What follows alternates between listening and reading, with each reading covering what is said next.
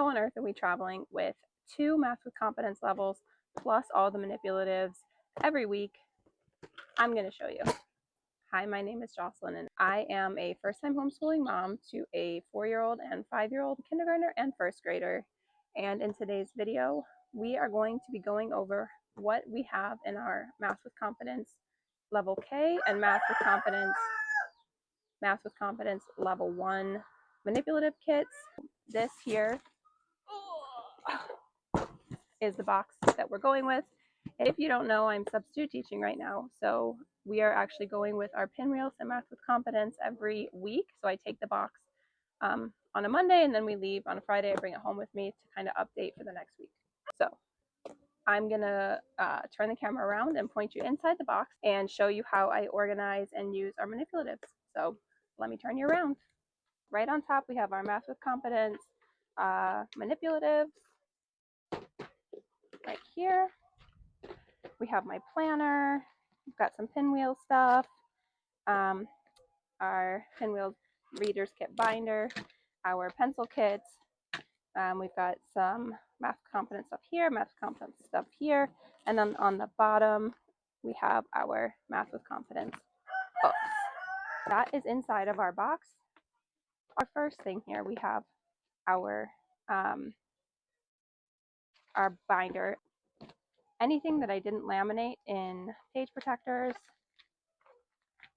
and pull them out as needed.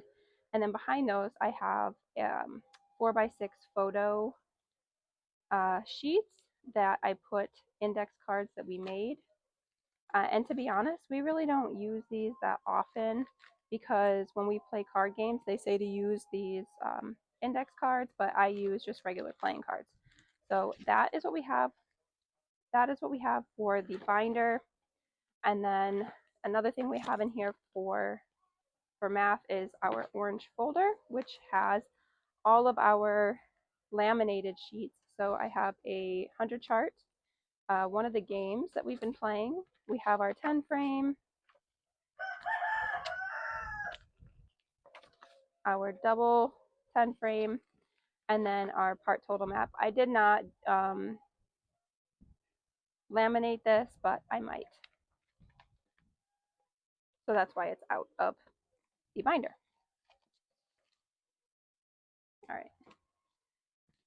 Now I have on this side, I have the number practice for my son.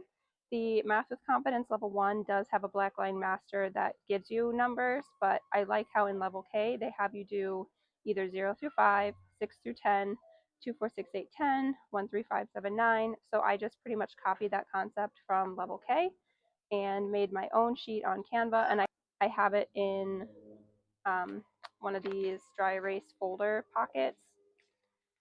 And then also for math, and we use this for language art as well, is a dry erase board. So basically anytime they call for a piece of paper, take out a piece of paper and write, we use this dry erase board. Okay, so that is, besides the books, that is what we have for math in here. Oh, I should say that in this pencil case here, I have our abacus. Sometimes we use the 10 frame, but sometimes the kids prefer to use this, like in card games, because it's quicker. So I have this in our pencil.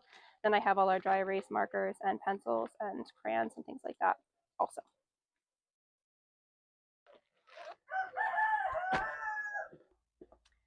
All right, so let's get into how I store our manipulatives.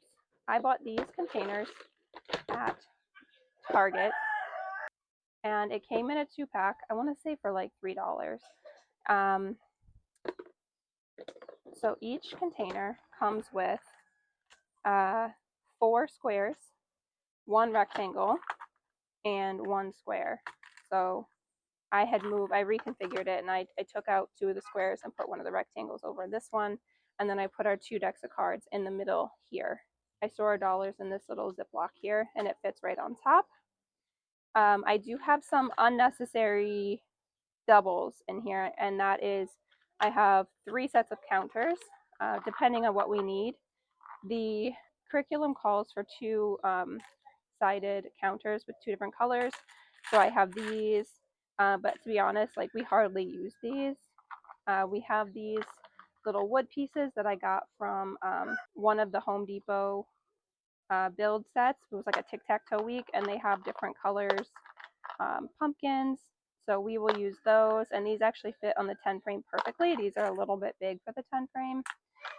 So we use these for the 10 frame counters. And then I also store little shape cards in here. I also use these fish as counters. I just got these fun little fish from the thrift store.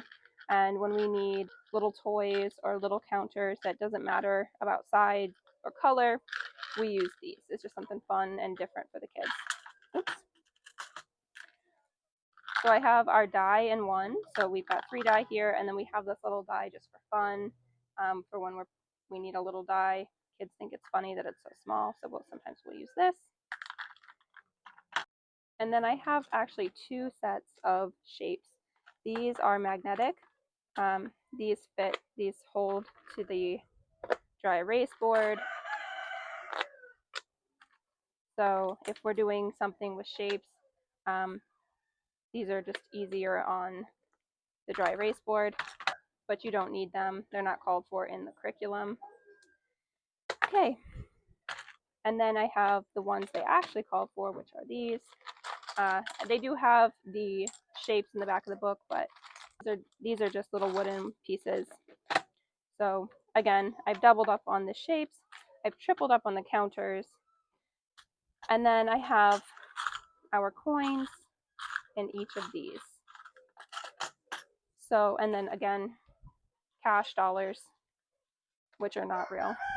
I have our cash dollars organized in here. Now, for when the book calls for games, like to get out your number cards that you've made on the index card, I actually use cards. I just use regular cards, and I go through and I just take out, what cards I need, and then if it calls for 0, I just made the jokers 0. So I have 0 through 10, and it's just easier to play with playing cards. I know some people recommend that you get blank playing cards, but a regular old deck of cards works just fine, at least so far in what we've done. So that's it. We are about almost halfway through the level K book, and this is all we've needed. We're about a third of the way of the level 1 book, and again, this is all we've needed. So a couple things that I forgot to mention that I find really good ideas is I saw on Journey in the Home, when she tore out the page for the games, what she did is she made a photocopy of the instructions and she put it on the back. So instead of having to flip through the book to find the instructions, which I do so many times in the week, she just photocopied it and then laminated it on the back of the game board. So moving forward, anytime we have a game board that needs to come out and be laminated, I will be doing that so that we have the instructions. I find that super handy, and we'll be doing that from now on. The other thing is the clock. So the manipulative kit calls for a clock with movable hands. I had the hardest time finding one here on island, let alone one that would ship. So I don't know why. I mean, it's a piece of plastic with movable plastic arms, but it is what it is. So I went online and I found a teaching clock printable and printed that out. And then I also printed out a blank clock so that they could work on their numbers. They could put the time in themselves, or they could just write the hands in themselves, or I'll write the hands in on a dry erase. This is laminated, so that is what I'm doing for our clock. And then the last thing is further into the curriculum, it calls for baggies of 10. I plan to use these MathLink cubes for counting by 10. We have a whole set of these that the kids use already with like pattern cards and things like that. So when we need the baggies of 10, I will just pull these and they can practice counting by 10. And then I don't have to have extra baggies of counters and they use these for their little playing centers anyway. So that is what we use for our baggies of counters. All right, so that is how we package our Math with Confidence Level K, Math with Confidence Level 1 manipulatives. How you see us travel with it is also how we package it just here at home. Everything is compact, easy, ready to go. And let me know your if you have any tips or tricks down below in the comments.